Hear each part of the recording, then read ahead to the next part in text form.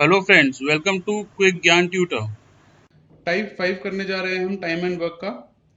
इस टाइप में दिया गया है कि अगर one person left the work after some time, एक आदमी अगर कुछ टाइम काम करने के बाद वो चला जाता है और उसकी जगह दूसरा आदमी आकर वो काम को फिनिश करता है।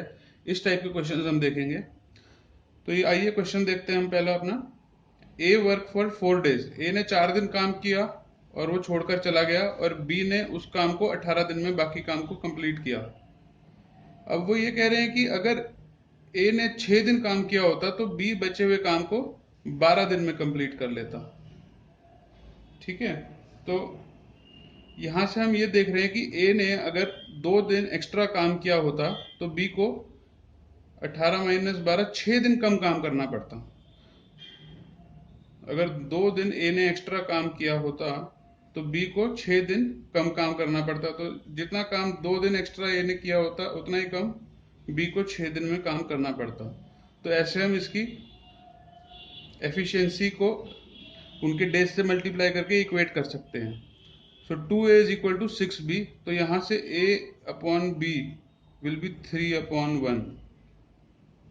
ए और बी को यहाँ पर हमने उनके काम करने की एफिशिएंसी माना है कि एक दिन में वो इतना काम कर रहे हैं, तभी हमने 2 दिन का काम ए का और 6 दिन का काम बी का इक्वेट कर दिया। आपको मैं ये कंसेप्ट फिर से एक और बार समझा देता हूँ। ए वर्कड फॉर 4 डेज पहले केस में, और दूसरे केस में ए वर्कड फॉर 6 डेज, यानी ए ने 2 दिन एक्स्ट्रा काम किया, उसके अगेंस्ट बी को 18 से 12 यानी 6 दिन कम काम करना पड़ा।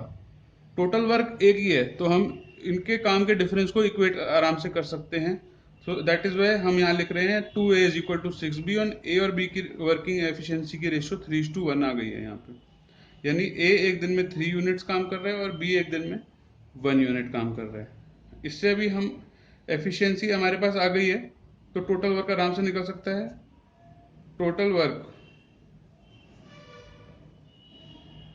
किसी भी केस को हम ले लेंगे। हम अगर फॉर इंस्टेंस पहले केस को लेते हैं तो ए ने 4 दिन काम किया था, ए का 4 दिन इंटू ए का एक दिन का काम 3, प्लस बी ने कितना टाइम काम किया था 18 डेज, तो बी का 18 डेज इंटू बी का 1 डे का वर्क 1, ये हो जाएगा 30। Total work is 30 units.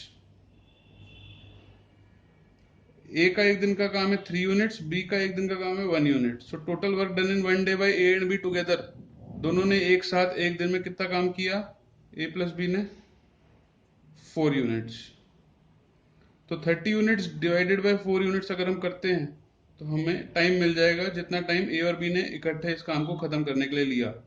That is equal to 30/4, which is equal to 7.5 days.